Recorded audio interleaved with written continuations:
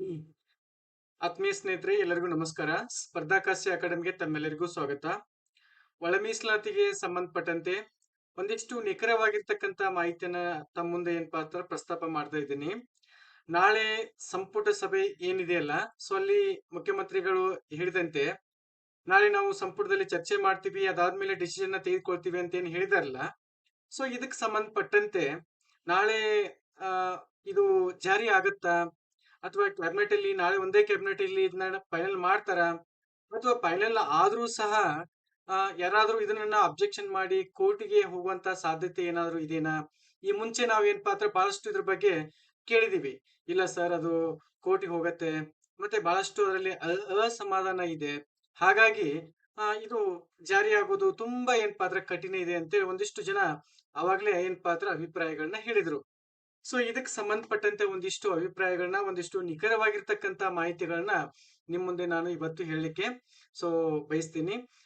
ಏನು ಅಂತಂದ್ರೆ ಮುಖ್ಯವಾಗಿ ಮೊನ್ನೆ ಗಣವೆತ್ತ ಸುಪ್ರೀಂ ಕೋರ್ಟ್ ಏನ್ ಹೇಳಿದೆ ಅಂತಂದ್ರೆ, ಮೀಸಲಾತಿಯ ಒಂದು ಒಳ ಮೀಸಲಾತಿ ವರ್ಗೀಕರಣವನ್ನ ಮಾಡ್ಲಿಕ್ಕೆ ಯಾವುದೇ ಅಬ್ಜೆಕ್ಷನ್ ಇಲ್ಲ.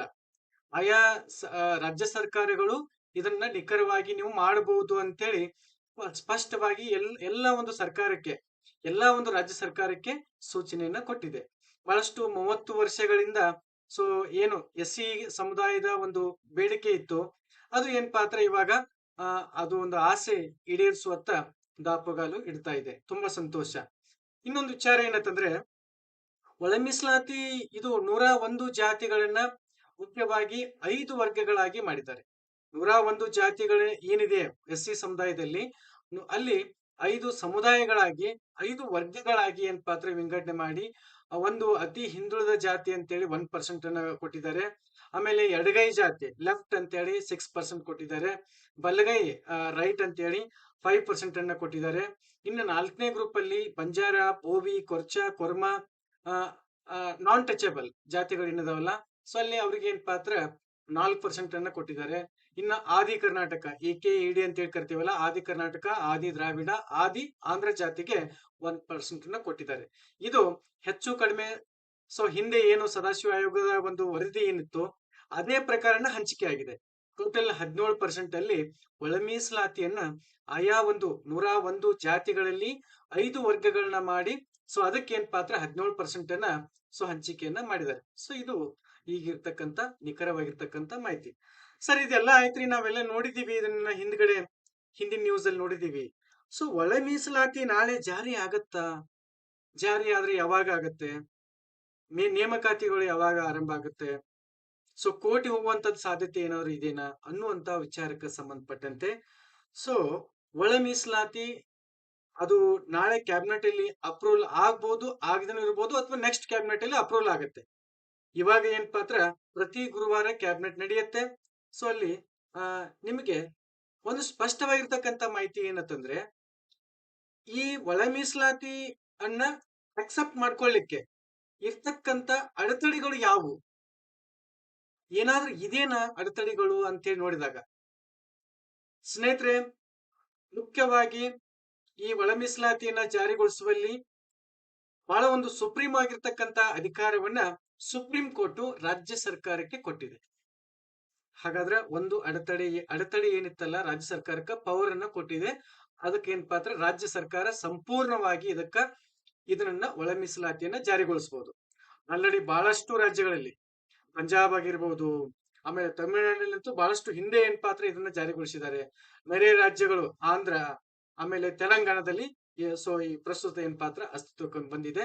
ಒಂದು ಸುಪ್ರೀಂ ಅನ್ನ ಕೊಟ್ಟಿರ್ತಕ್ಕಂಥದ್ದು ರಾಜ್ಯ ಸರ್ಕಾರಕ್ಕೆ ಮೀಸಲಾತಿಯನ್ನ ಕೊಡಿ ಅಂತೇಳಿ. ಓಕೆನಾ? ಎರಡನೇದು ಏನಪ್ಪಾ ಅಂತಂದ್ರ ನಿಖರವಾಗಿರ್ತಕ್ಕಂಥ ದತ್ತಾಂಶ. ಹಿಂದೆ ಸದಾಶಿವ ಆಯೋಗದಲ್ಲಿ ಏನ್ ಮಾಹಿತಿ ಇತ್ತು, ಅದೇ ಮಾಹಿತಿನ ಏನಪ್ಪಾ ಅಂದ್ರ ಮತ್ತೆ ಅದೇ ಆಸ್ ಯೂಸ್ವಲ್ ಏನಪ್ಪಾ ಅಂದ್ರ ಅದೇ ಬಂದಿದೆ.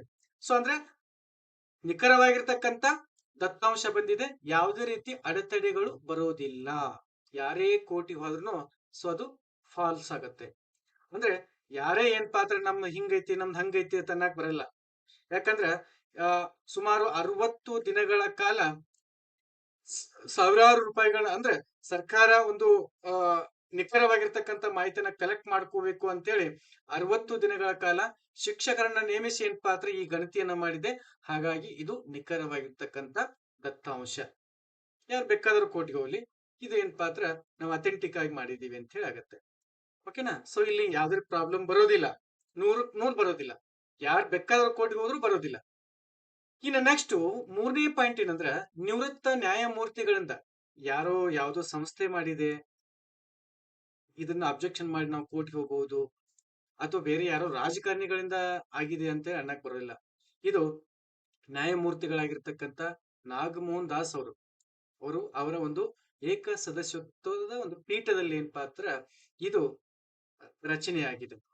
1766 ಪುಟಗಳ ಮಾಹಿತಿ. ಸೊ ಇವರ ಒಂದು ಸಮ್ಮುಖದಲ್ಲಿ, ಇವರ ಒಂದು ಅಧ್ಯಕ್ಷತೆಯಲ್ಲಿ ಏನಪ್ಪಾ ಅಂದ್ರ ಇದು ರಚನೆ ಆಗಿದೆ ಪ್ರಮುಖವಾಗಿ. ಹಾಗಾಗಿ ಒಳ ಮೀಸಲಾತಿ ಜಾರಿಗೊಳಿಸುವಲ್ಲಿ ಇರ್ತಕ್ಕಂಥ ಅಡೆತಡೆಗಳು ಯಾವುದೂ ಇಲ್ಲ. ಸೊ ಇದನ್ನ ನಾವೆಲ್ಲ ಅಭ್ಯರ್ಥಿಗಳು, ಆಕಾಂಕ್ಷಿಗಳು ಏನಿದೀವಿ, ಸೊ ಇದನ್ನ ತಿಳ್ಕೋಬೇಕು. ಪೊಲಿಟಿಕಲ್ ಗೇಮ್ ಏನಾದ್ರು ಆಡಿದ್ರೆ, ಅಥವಾ ಪೊಲಿಟಿಕಲ್ಸ್ ಏನಾದ್ರು ಅವರು ರಾಜಕಾರಣಿಗಳು ಏನಾದ್ರು ಇದನ್ನ ಸುಮ್ನೆ ಚರ್ಚೆಗೆ ತಗೊಂಡು ಹೋಗುದು ಅಥವಾ ಮುಂದೆ ಹಾಕುವಂತ ಪ್ರಯತ್ನ ಮಾಡಿದ್ರೆ ಅದೊಂದು ಪಾರ್ಟ್ ಬೇರೆ. ಬಟ್ ಇಲ್ಲಿ ನಾವು ನೀವು ತಿಳ್ಕೋಬೇಕಾಗಿರ್ತಕ್ಕಂಥದ್ದು ಏನಂದ್ರೆ, ಒಳ ಮೀಸಲಾತಿಯನ್ನ ಇಂಪ್ಲಿಮೆಂಟ್ ಮಾಡ್ಲಿಕ್ಕೆ ಯಾವುದೇ ಅಡೆತಡೆಗಳಿಲ್ಲ. ಯಾರು ಕೋರ್ಟಿಗೆ ಹೋಗ್ಲಿಕ್ಕೂ ಬರೋದಿಲ್ಲ. ಅಥೆಂಟಿಕ್ ಆಗಿರ್ತಕ್ಕಂಥ ನ್ಯಾಯ ಡಾಟಾ ಇದೆ. ಮತ್ತೆ ರಿಸೋರ್ಸ್ ಪರ್ಸನ್ ಆಗಿರ್ತಕ್ಕಂಥ ನ್ಯಾಯಮೂರ್ತಿಗಳಿಂದ ಏನ್ ಪಾತ್ರ ಆಯೋಗ ರಚನೆ ಆಗಿದೆ. ಮತ್ತೆ ರಾಜ್ಯ ಸರ್ಕಾರಕ್ಕೆ ಒಂದು ಸುಪ್ರೀಂ ಅನ್ನುವಂತ ಒಂದು ಅಧಿಕಾರ ಇದೆ. ಅಂದ್ರೆ ಅದಕ್ಕೆ ರಾಜ್ಯ ಸರ್ಕಾರನ ಜಾರಿ ಮಾಡಬಹುದು ಅಂತ ಹೇಳಿದೆ. ಅದಕ್ಕೆ ಸಂಬಂಧಪಟ್ಟಂತೆ ನಿಖರವಾಗಿರ್ತಕ್ಕಂಥ ಮಾಹಿತಿಯನ್ನ ಆಯೋಗ ಕೊಟ್ಟಿದೆ.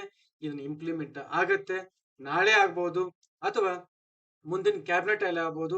ಖಂಡಿತ ಈ ಒಂದು ಅಥವಾ 2 ಕ್ಯಾಬಿನೆಟ್ ಅಲ್ಲಿ ಇದು ಫೈನಲ್ ಬರುತ್ತೆ.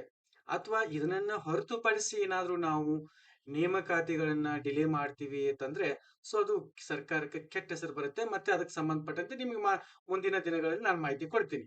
ಬಟ್ ಒಳ ಮೀಸಲಾತಿಗೆ ಸಂಬಂಧಪಟ್ಟಂತೆ ಯಾವುದೇ ಅಡೆತಡೆಗಳು ಇಲ್ಲ. ಸೊ ಅದು ಜಾರಿಗಂತೂ 100% ಬರುತ್ತೆ. ಯಾರಿಗೂ ಕೋರ್ಟ್ಗೆ ಹೋಗಕ್ಕೆ ಬರೋದಿಲ್ಲ, ಏನೂ ಆಗೋದಿಲ್ಲ. ಸೊ ಎಷ್ಟು ಮಾಹಿತಿ. ಇದಾದ್ಮೇಲೆ ಒಂದಿಷ್ಟು ಜನರು ಸರ್ ಇನ್ನು 2 ತಿಂಗಳು ಯಾಕೆ ಹೇಳ್ತೀರಿ, 2 ತಿಂಗಳು 3 ತಿಂಗಳು ಯಾಕೆ ಹೇಳ್ತೀರಿ ಅಂತ ಹೇಳಿ ನಿನ್ನೆ ಒಬ್ಬ ಪುಣ್ಯಾತ್ಮ ಫೋನ್ ಮಾಡಿದ್ದ. ಸೊ ನಿಮಗೆ ಯಾಕೆ, ನಿಮ್ಗೆ ಯಾರು ಹೇಳಿದ್ರು, ನಿಮಗೆ ಇಷ್ಟು ಇನ್ನೂ 2 ತಿಂಗಳು ಹೋಗತ್ತೆ ಅಂತೇಳಿ ನಿಮ್ಗೆ ಯಾರು ಹೇಳಿದ್ರು ಅಂತೇಳಿ ನನ್ ಕೇಳಿದ. ಅವನ ಅಜ್ಞಾನಕ್ಕೆ ಅದು ಏನು ಹೇಳಕ್ಕಾಗಲ್ಲ. ಸೊ ಸ್ನೇಹಿತರೆ, ಇವತ್ತು ನಾನು ಮತ್ತೆ ಈ DPR ಅಲ್ಲಿ ಮತ್ತೆ ಒಂದಿಷ್ಟು ಅಧಿಕಾರಿಗಳನ್ನ ಭೇಟಿ ಮಾಡಿ ಬಂದಿದ್ದೀನಿ. ಒಳ ಮೀಸಲಾತಿ ನಾಳೆ ಕ್ಯಾಬಿನೆಟ್ ಇದೆ. ಓಕೆನಾ? ನಾಳೆ ಕ್ಯಾಬಿನೆಟ್ ಅಲ್ಲಿ ಅದು ಚರ್ಚೆ ಆಗತ್ತೆ. ಅಕ್ಸೆಪ್ಟ್ ಮಾಡ್ಕೋಬಹುದು ತಕ್ಷಣಕ್ಕ, ಅಥವಾ ಸ್ವಲ್ಪ ಮುಂದಿನ ಕ್ಯಾಬಿನೆಟ್ ಅಲ್ಲಿ ಮಾಡ್ಕೋಬಹುದು. ಬಟ್ ಮಾಡ್ಬೇಕಾಗತ್ತೆ. 2 ಕ್ಯಾಬಿನೆಟ್ ಅಲ್ಲಿ ಫೈನಲ್ ಮಾಡ್ಬೇಕಾಗತ್ತೆ. ಇದಾದ್ಮೇಲೆ ಮುಂದೆ ಏನ್ ಪ್ರೊಸೆಸ್ ಇರುತ್ತೆ ಅಂತ ಕೇಳಿದಾಗ, ಸೊ ಅದನ್ನ ಸಾರ್ವಜನಿಕ ಅಬ್ಜೆಕ್ಷನ್ ಬಿಡಬೇಕಾಗತ್ತೆ.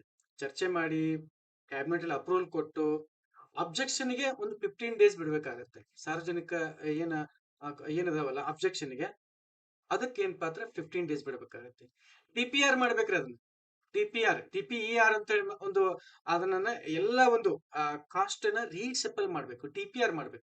ಅದು ಏನ್ ಪಾತ್ರ ಹೆಚ್ಚು ಕಡಿಮೆ 1 ತಿಂಗಳು ಹೋಗುತ್ತೆ. ಹಾಗಾದ್ರೆ ಎಲ್ಲಿ ಬಂತಿದು? 2 ತಿಂಗಳಿಗೆ ಬಂತ?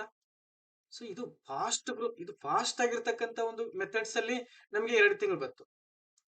ಸೊ ಅದಕ್ಕೆ ನೀವ್ ಏನೇ ಹೇಳ್ರಿ, ಏನೇ ಕಮೆಂಟ್ ಮಾಡ್ರಿ, ಬಹಳಷ್ಟು ವಿಚಾರಬದ್ಧವಾಗಿ ನಿಮ್ ಕಮೆಂಟ್ ಅಲ್ಲಿ ಏನ್ ಪಾತ್ರ ತೂಕಬದ್ಧವಾಗಿರ್ಬೇಕು. ನಿಮ್ ಕಮೆಂಟ್ ಏನ್ ತೋರಿಸುತ್ತೆ ಅಂದ್ರೆ ನಿಮ್ಮ ಅಜ್ಞಾನವನ್ನ, ನಿಮ್ಮ ಜ್ಞಾನವನ್ನ, ಸೊ ನೀವೆಷ್ಟು ಪ್ರಬುದ್ಧವಾಗಿದ್ರಿ ಅನ್ನೋದನ್ನ ಏನ್ ಪಾತ್ರ ಅದು ತೋರಿಸುತ್ತೆ. ಕಮೆಂಟ್ ಬಗ್ಗೆ ನಾವು ತಲೆ ಕೆಡಿಸೋದಿಲ್ಲ. ಬಟ್ ನಿಮ್ ಕೆಪಾಸಿಟಿ ತಕ್ಕಂತೆ ಏನ್ ಪಾತ್ರ ನೀವು ಕಮೆಂಟ್ ಅನ್ನ ಹಾಕ್ತೀರಿ, ಅದೇನ್ ಮಾಡಕ್ಕಾಗಲ್ಲ. ಬಟ್ ಆ ವ್ಯಕ್ತಿ ಏನಪ್ಪಾ ಅಂತಂದ್ರ, ಸರ್ ಇನ್ನು 2 ತಿಂಗಳ 3 ತಿಂಗಳ ಅಂತೇಳಿ ಯಾಕೆ ಹೇಳ್ತಾ ಇದ್ರಿ ಅಂತ ಕೇಳ್ದ. ಫಸ್ಟ್ ಆದ್ರೂ ನಾನು ಅದನ್ನೇ ಹೇಳಿದೀನಿ ನಿಮ್ಗೆ. ಸ್ಟಾರ್ಟಿಂಗ್ ಬಿಗಿನಿಂಗ್ ಆದ್ರೂ ಹೇಳಿದೀನಿ ನಾನು. ಯಾರೋ ಒಬ್ರು 6 ತಿಂಗಳು ಅಂತ ಹೇಳಿದ್ರು, ಯಾರೋ ಒಬ್ರು 1 ವರ್ಷ ಹೋಗತ್ತಂದ್ರು, ಯಾರೋ ಒಬ್ರು ಈ ವರ್ಷ 2 ವರ್ಷ 3 ವರ್ಷ ಆಗೋದೇ ಇಲ್ಲ ಅಂತ ಹೇಳಿದ್ರು. ಸೊ ಸ್ಟಾರ್ಟಿಂಗ್ ಅನ್ನು ನಿಮ್ಗೆ ಹೇಳಿದೀನಿ 3 ತಿಂಗಳ 4 ತಿಂಗಳ. ಸೊ ಆಲ್ರೆಡಿ 1 ತಿಂಗಳು ಕಳೆದು ಹೋಗಿದೆ. ಇನ್ನು 2 ಅಥವಾ 3 ತಿಂಗಳಲ್ಲಿ ಇದು ಇಂಪ್ಲಿಮೆಂಟ್ ಆಗತ್ತೆ, ಅತ್ಯಂತ ಫಾಸ್ಟ್ ಆಗಿ ಆದ್ರೆ. ಓಕೆನಾ? ಸೊ ಇಲಾಖೆಯಲ್ಲಿ ಇರ್ತಕ್ಕಂಥ ಮಾಹಿತಿಗಳು, ಪ್ರೊಸೆಸ್, ಇದಕ್ಕೆ ಯಾವುದೇ ರೀತಿ ಏನ್ ಪಾತ್ರ ಒಂದು ರೊಟೇಷನ್ ಪ್ರೊಸೆಸ್ ಅನ್ನೋದು ಇರ್ತದ. ಅದನ್ನೆಲ್ಲ ನಾವೆಲ್ಲ ಏನ್ ಪಾತ್ರ ಅರ್ಥ ಮಾಡ್ಕೋಬೇಕು. ಅರ್ಥ ಮಾಡ್ಕೊಂಡು ಏನ್ ಪಾತ್ರ ಕಮ್ಯುನಿಕೇಟ್ ಮಾಡ್ಬೇಕಾಗತ್ತೆ. ಸೊ ಆದಷ್ಟು ಬೇಗ ಆಗಲಿ. ಎಲ್ರಿಗೂ ಏನಪ್ಪಾ ಅಂದ್ರ ಈ ಮೂಲಕ ಹೇಳೋದೇನಂದ್ರೆ ಆ ಬಹಳಷ್ಟು ಈ ಒಳ ಮೀಸಲಾತಿಯಿಂದ ಉದ್ಯೋಗಾಕಾಂಕ್ಷಿಗಳಿಗೆ ಸಮಸ್ಯೆ ಉಂಟಾಗಿದೆ. ಮತ್ತೆ ಒಂದಿಷ್ಟು ವಯೋಮಿತಿ ಸಡಿಲಿಕೆ ಸಿಗ್ಬೇಕು. ಮತ್ತೆ ನೇಮಕಾತಿಗಳು ಬೇಗ ಬೇಗ ರಿಕ್ರೂಟ್ಮೆಂಟ್ ಸ್ಟಾರ್ಟ್ ಆಗಬೇಕು. ಬಹಳಷ್ಟು ಇಲಾಖೆಗಳಲ್ಲಿ ಖಾಲಿ ಹುದ್ದೆಗಳಿದೆ. ಎಫ್.ಡಿ.ಎ, ಎಸ್.ಡಿ.ಎ, ಪೊಲೀಸ್ ಡಿಪಾರ್ಟ್ಮೆಂಟ್ ಅಲ್ಲಿ, ಪಿ.ಎಸ್.ಐ, ಪಿ.ಸಿ, ಶಿಕ್ಷಣ ಇಲಾಖೆಯಲ್ಲಿ ಸಾಕಷ್ಟು ಹುದ್ದೆಗಳು ಖಾಲಿ ಇದೆ. ಎಲ್ಲಾ ಹುದ್ದೆಗಳು ಫಿಲಪ್ ಆಗ್ಬೇಕು ಅನ್ನುವಂತ ಉದ್ದೇಶ ಇಟ್ಕೊಂಡು ಇದೇ ಆಗಸ್ಟ್ 11ರಂದು ಫ್ರೀಡಂ ಪಾರ್ಕ್‌ದಲ್ಲಿ ಒಂದು ಬೃಹತ್ ಆಗಿರ್ತಕ್ಕಂತ ಹೋರಾಟವನ್ನ ಹಮ್ಮಿಕೊಂಡಿದ್ದೀವಿ. ದಯಮಾಡಿ ನೀವು ಲೈಬ್ರರಿಯಲ್ಲಿ ಕೂತು ಒಂದು ದಿನ ನೀವೆಷ್ಟು ಓದ್ತೀರಿ ಅನ್ನೋಕ್ಕಿಂತ ಒಂದು ದಿನ ನೀವು ಬಿಟ್ಟು ಬಂದ್ರೆ ನಿಮ್ಮ ಲೈಫ್ ಅನ್ನ ನೀವೇನಪ್ಪಾ ಅಂದ್ರ ಟರ್ನ್ ಮಾಡ್ಕೋಬಹುದು. ದಯಮಾಡಿ ಅರ್ಥ ಮಾಡ್ಕೊಳ್ಳಿ. ನಮ್ಮ ಒಂದು ಉದ್ದೇಶ ಏನಂತಂದ್ರೆ ನೇಮಕಾತಿಗಳು ಬೇಗ ಬೇಗ ಸ್ಟಾರ್ಟ್ ಆಗ್ಬೇಕು. ಎಲ್ರಿಗೂ ಏನಪ್ಪಾ ಅಂದ್ರ ಉದ್ಯೋಗಾವಕಾಶ ಸಿಗಬೇಕು ಅನ್ನುವಂತ ಕಾರಣಕ್ಕಾಗಿ ನಾವು ಹೋರಾಟವನ್ನ ಹಮ್ಮಿಕೊಂಡಿದ್ದೀವಿ. ದಯಮಾಡಿ ಹೆಚ್ಚಿನ ಸಂಖ್ಯೆಯಲ್ಲಿ ನಿಮ್ಮ ಸ್ನೇಹಿತರನ್ನ ಒಗ್ಗೂಡಿಸಿಕೊಂಡು ಬಹಳಷ್ಟು ಜನ ಸ್ವಲ್ಪ ಏನಪ್ಪಾ ಅಂದ್ರ ಯಾಕೆ ಹೋಗ್ಬೇಕು ಅನ್ನುವಂತ ಒಂದು ಕೀಳರಿಮೆ ಅಥವಾ ಏನೋ ಒಂದು ಕಾರಣಕ್ಕಾಗಿ ಬಹಳಷ್ಟು ಏನಪ್ಪಾ ಅಂದ್ರ ಆತರ ಇರ್ತದ. ದಯಮಾಡಿ ಎಲ್ಲಾ ವಿಶೇಷವಾಗಿ ಶಿಕ್ಷಕ ಆಕಾಂಕ್ಷಿಗಳು ಎಷ್ಟೋ ವರ್ಷಗಳಿಂದ ಕಾಯ್ತಾ ಕೂತಿದ್ರಿ. ದಯಮಾಡಿ ಏನಪ್ಪಾ ಅಂದ್ರ ಎಲ್ರೂ 11 ತಾರೀಕ ಬರುವಂತ ಪ್ರಯತ್ನ ಮಾಡಿ. 10ಕ್ಕೆ ಏನಪ್ಪಾ ಅಂದ್ರ ಎಲ್ಲ ಬುಕ್ ಮಾಡ್ಕೊಳ್ಳಿ. 11ನೇ ತಾರೀಕ ಬೆಳಿಗ್ಗೆ 10 ಗಂಟೆಗೆ ನಮ್ಮ ಒಂದು ಪ್ರತಿಭಟನೆ ಆರಂಭ ಆಗ್ತದ. ದಯಮಾಡಿ ಎಲ್ರೂ ಏನಪ್ಪಾ ಅಂದ್ರ ಬನ್ನಿ. ಈ ಕೆಳಗೆ ನಂಬರ್ ಏನಪ್ಪಾ ಅಂದ್ರ ಕಾಂಟ್ಯಾಕ್ಟ್ ನಂಬರ್ ಕೊಟ್ಟಿರ್ತೀನಿ. ಇದಕ್ಕೆ ನಾವೇನಪ್ಪಾ ಅಂದ್ರ ಕಾಂಟ್ಯಾಕ್ಟ್ ಮಾಡೋದ್ರ ಮೂಲಕ ಈ ಹೋರಾಟಕ್ಕೆ ಕೈ ಜೋಡಿಸಿ ಎಲ್ಲರಿಗೂ